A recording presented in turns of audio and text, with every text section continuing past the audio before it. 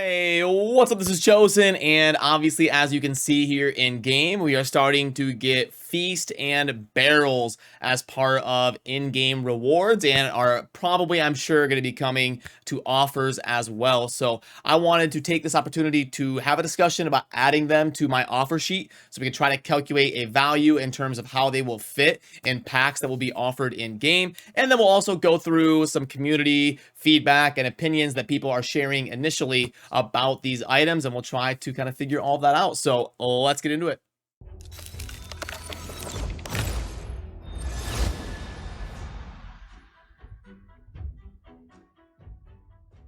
Alrighty, so first off, I wanted to start with some of the community feedback going on, and shout out to Full Grave for posting this on Reddit today. I thought this was a well thought out concept and some good input down below it. So first, they're kind of saying that they're comparing this to one legendary book because, as you can see in game, instead of getting like the two Lego books up top for the rewards, one of them is being replaced with one of these barrels. So they start out with their general concept of comparing it to a legendary book and saying that they don't think the barrel is anywhere near as valuable as a legendary book, and then they go on to state to why here, kind of on the math. And I'll let you read through this if you want, word for word. I'll go ahead and link it down below if you'd like to pull up this Reddit post. But their main gist was kind of justifying why they think a legendary book is far superior to one of these barrels. So we're kind of getting hoodwinked a little bit by Plarium replacing a legendary book with a barrel, which was the title of their thread here that says why the new barrel reward is a massive con job in place of a Lego book.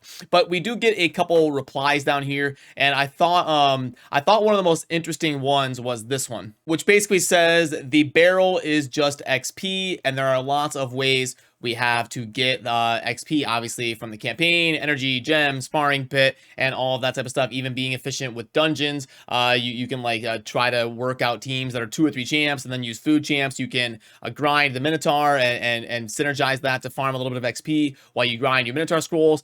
And then they say, on the other hand, there is no way we can acquire or farm legendary books other than trying to really save up resources and go hard in the paint when you see certain tournaments and events where legendary books are as a reward, but they are never able to be acquired in the natural game of Raid Shadow Legends. So they are using that as a reason to say that that is why the legendary book would be much more impactful and have much more punch and value than a barrel.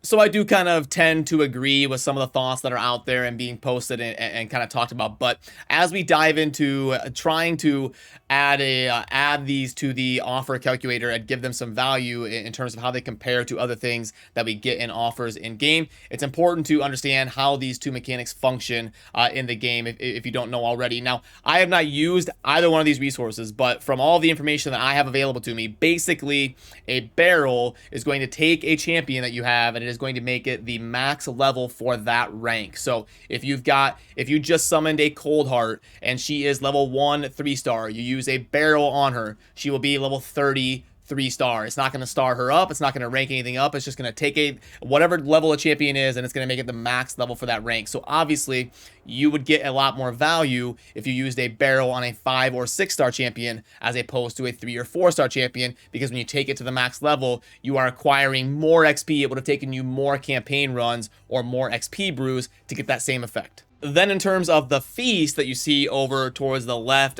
for the #1 person in my group here, for the feast, it is going to take a champion, and no matter what it is, it's going to make it a level 1 6-star champion. So it's basically just like a little bit better than 5 5-star chickens. So it's kind of interesting in the way that they work with each other and relate to each other, because they kind of invert. The barrel is going to get more and more value the higher star champion that you use it on, whereas the feast is going to get less and less value the higher kind of rank of a champion that you use it on. So they kind of invert. You want to use the feast as early as possible on as low of champions as possible, and you want to use the barrel on as high of rank as champions as possible. And the way you can kind of see this is, let's say the best opportunity to use a feast is going to be like if you summon a Cold Heart and you want to build up that Cold Heart and make that Cold Heart maxed out. That Cold Heart starts as a level 1 3-star. So when you use the feast, it's going to go all the way to 4-star, all the way to 5-star, and all the way to 6-star. You're getting a lot of value out of that feast.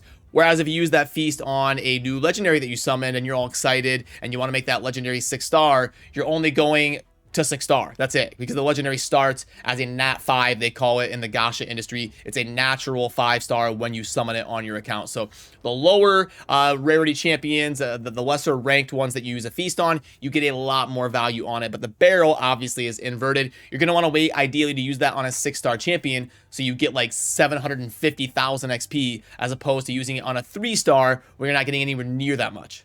So now let's go ahead and pull up the offer sheet, and we'll see about getting these added to the sheet. And I will let you know my thought process as we kind of go through here and talk about how I'm valuing these things initially. And also, by the way, you may have values that you disagree with, and I would love that feedback. I'm always changing these. That's why I keep a last updated thing up here. I'm always changing these values based on what I hear from people, and I do my best to try and form some sort of consensus. Obviously, anything monetary is really hard to value because everybody makes different amounts of money, everybody spends different amounts on games, and everybody has a different value for different things in the game based on beginner, mid-game, end player. So it's really hard to make a one-size-fits-all offer sheet, but I do my best to come to some sort of a consensus based on what I hear. But totally viable. If you just want to go click on file and then click make a copy, you can steal this and use it for yourself. Then you can just use it as a template, and you can go through on your own account after you download the sheet and go ahead and put in their own values. If you disagree with me,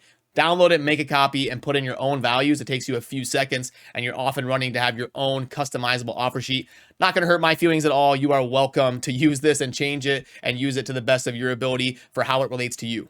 So alrighty, we'll start with the XP barrel, and I've got a value per unit, a retail value of 5. Now, that is not what I'm willing to pay for it. Just like when you shop for a car, there is a retail value, and then there's like a price that you're willing to pay. The reason I do it that way is because the retail value is going to be like if you are in a pinch, if you are a super whale in the game, that is what you're probably going to have to expect to pay. But the actual value of what I'm willing to pay, the actual purchase price, is going to be if you're a diligent spender, if you're going to be waiting until you see it at a more reasonable price. That's why I have the differentiation between the two different prices. It's kind of like a whale just wanting to buy whatever. It's like, okay, I'm endgame and I'm a high spender. I'm just going to buy void shards whenever I see them come up in the shop. Well, you're going to have to expect to pay a premium for that, and that's why you have the retail value of 6 on a void shard. But then if I put in a 1 for how much I'm willing to actually pay for it, you see that it's going to come out to $2.70. So if I see a void offer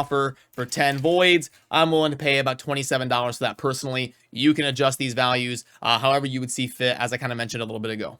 So back to the XP barrel, that's why I started with that as an initial value, because it's kind of like it's a little bit better than 100 brews basically, because I think it takes just over 100 XP brews to take a level 1 6-star to level 60. It's like 107, 108, something like that. But it's basically all affinities. So the XP barrel is not going to be affinity locked. So it is worth a little bit more than 100 brews. If I put in 100 brews, we get the fair purchase of 225. So then if I put in 1 XP barrel, you can see at 225 means I would probably want to bump this up just a little bit, probably put this to like 5.5, and now 248. It's worth just a little bit more than 100 XP brews. Also, you're saving a little bit of time of having to go through and do 6 XPs at a time and then rank them. 6 XP brews, rank them. 6 XP brews, rank them. So you're saving a little bit of time, which is worth something. It's not worth nothing. And it's also not affinity locked, so it's going to be a lot more generally useful and a lot quicker to use. So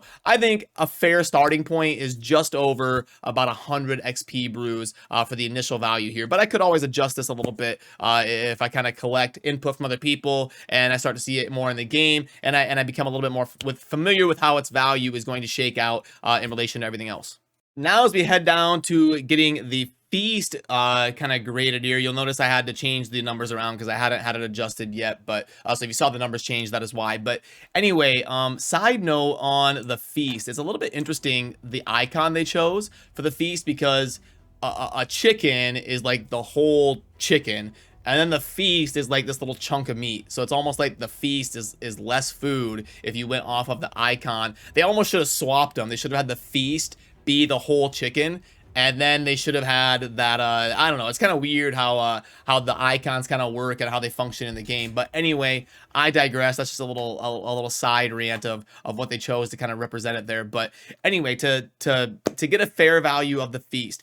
So the Feast is basically just a straight up better 5-star chickens, because you can use it as that. You can use it by taking a new legendary that you summon or a 5-star champion, and just boom, you can slam it up to 6-star, and you don't even need to get it to level 50 first. So it's way superior to 5-star chickens. So you basically take the value for a 5-star chicken, take it times 5, and then go a little bit above that. Now, I don't want to go too much above that, because at the end of the day, it is really just it's XP and it's kind of grinding. It's not something like a legendary book, which is going to be, it's going to have an element of scarcity to it, so it has a lot more inherent value to it. So I don't want to go too much above it, but I am going to go a little bit above, so we come out with a fair purchase price of about $15 for a Feast. And worth noting, it's going to save you a lot of time, a lot of grinding, but like it's going to depend if you're kind of early game, end game, what you can farm, how much resources you have saved up, and like the chicken and the Feast and the brews and all that type of stuff. It's going to have a way different value based on the spectrum of a player that you are personally.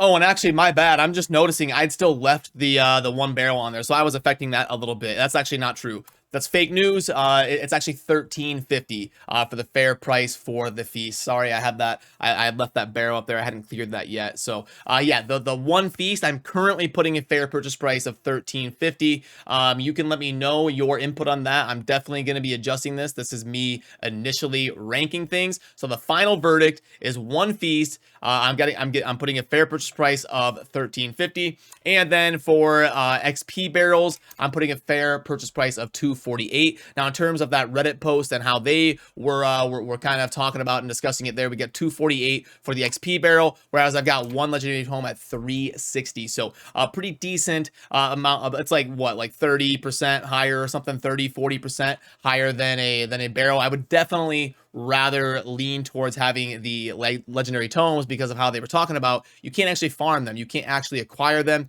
and they make your character, they make the most powerful characters on your account so much stronger. They're so important and they're so scarce that's why the legendary tome is going to have more value than something like an XP barrel. But yeah, that mostly does it for what I wanted to get discussed in this one.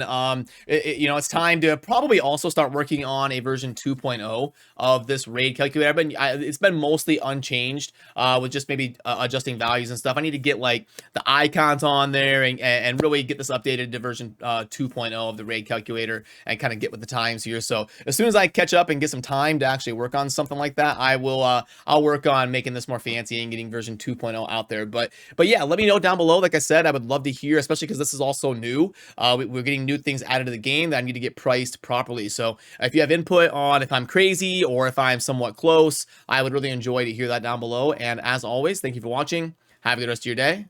Peace.